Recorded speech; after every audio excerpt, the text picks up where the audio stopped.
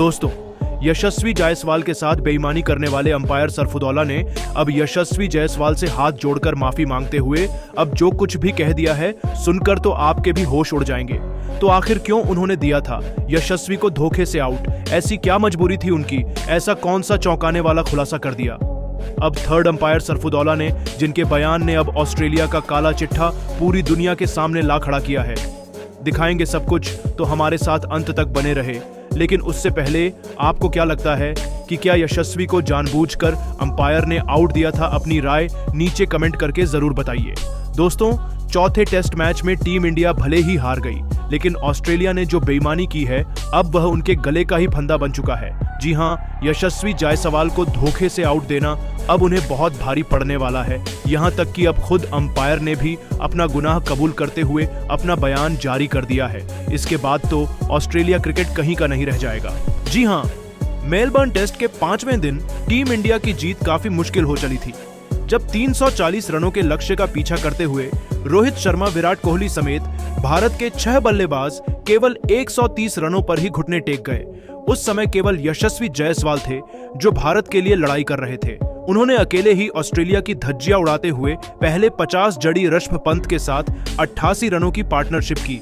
लेकिन दोस्तों, तभी 71वां ओवर लेकर आए पैट कमिंस की 5वीं गेंद पर यशस्वी जायसवाल कैच आउट हो जाते हैं, जिनका catch wicket keeper Alex Carey ने लपका। हालांकि इस विकेट पर काफी कंफ्यूजन हुई, काफी विवाद हुआ। यशस्वी जायसवाल ने अंपायर से बात भी की, लेकिन अंत में अंपायर ने यशस्वी को आउट दे दिया और इसी के साथ भारत की जीत की उम्मीद भी 84 रन बनाकर पवेलियन जा रही थी, जिसके बाद तो पूरा हिंदुस्तान मायूस था। भारतीय खेमे में सन्नाटा छाया हुआ था, फैंस का दिल टूट गया था, तो वही पूरा हिंदुस्तान 1400 करोड़ भारतीय गुस्से से आग बबूला हो गए हैं, क्योंकि यशस्वी को गलत तरीके से आउट दिया गया। दरअसल आपको बता दें, कमिंस की लेग साइड पर शॉर्ट पिच गेंद को यशस्वी ने फाइन लेग पर खेलने की कोशिश की।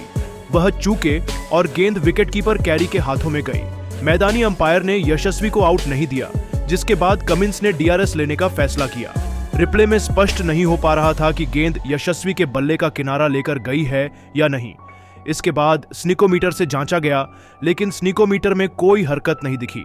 इसके बावजूद थर्ड अंपायर ने मैदानी अंपायर का फैसला पलट दिया और यशस्वी को आउट करार दिया। इससे वहां मौजूद सभी लोग चौंक गए और कमेंट्री बॉक्स में मौजूद दिग्गज भारतीय बल्लेबाज सुनील गावस्कर ने भी सवाल खड़े किए। इस तरह भारत को 140 के स्कोर पर 7वां झटका लगा। यशस्वी 84 रन बनाकर आउट हुए। नियम के अनुसार ऐसे मामलों में थर्ड अंपायर स्निकोमीटर को चेक करता है और उसमें हरकत होने पर बल्लेबाज को आउट दिया जाता है, लेकिन यशस्वी के मामले में स्निकोमीटर को ही नजरअंदाज कर दिया गया। रिप्ले में जब कुछ स्पष्ट नहीं था, तो यशस्वी पर फैसला स्निकोमीटर की हरकत के आधार पर दिया जाना चाहिए था। यशस्वी जब शॉट खेल रहे थे, उस वक्त स्निकोमीटर में कोई हरकत नहीं दिखी, जिसका स्पष्ट मतलब है कि गेंद यशस्वी के बल्ले का किनारा लेकर कैरी के हाथों में नहीं गई थी। इसके बावजूद थर्ड अंपायर बांग्लादेश के शरफुदौला ने यशस्वी को आउट करार दिया। यशस्वी भी इस फैसले से खुश नहीं थे और उन्होंने मैदानी अंपायर के साथ इसकी चर्चा की, लेकिन उनके पास पवेलियन लौटने के अलावा कोई विकल्प नहीं था। जब थर्ड अंपायर ने मैदानी अंपायर का फैसला पलटा, तो कमेंट्री कर रहे गावस्कर और इरफान पठान हैरान रह गए और उन्होंने ऑन एयर इस फैसले पर सवाल खड़े किए। गावस्कर ने भी स्निकोमीटर का हवाला दिया और कहा कि अगर स्निकोमीटर में हरकत नहीं दिखती है, तो यह इस बात का सबूत है कि गेंद ने बल्ले का किनारा नहीं लिया है। वहीं इरफान भी गावस्कर की बात से सहमत दिखे। एमसीजी में मौजूदा 30,000 से ज्यादा दर्शकों भी अंपायर के इस फैसले से हैरान थे।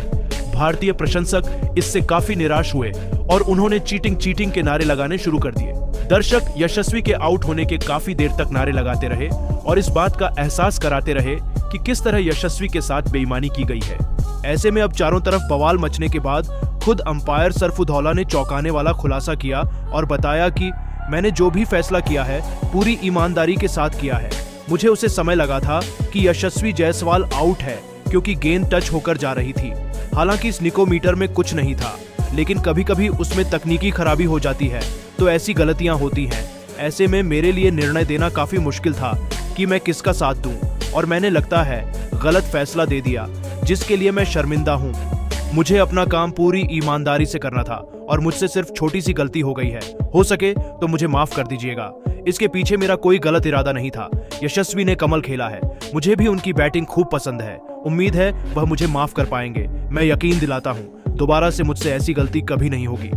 तो दोस्तों, उनका बयान सुनने के बाद अब आपको क्या लगता है कि यशस्वी जायसवाल आउट थे या नॉट आउट? अपनी कीमती राय नीचे कमेंट करके जरूर बताइए। और ऐसी ही नई और धमाकेदार खबरें सबसे पहले जानने के लिए हमारे इस वीडियो को लाइक और चैनल को सब्सक्राइब करना बिल्कुल भी ना भूले। धन्यवाद।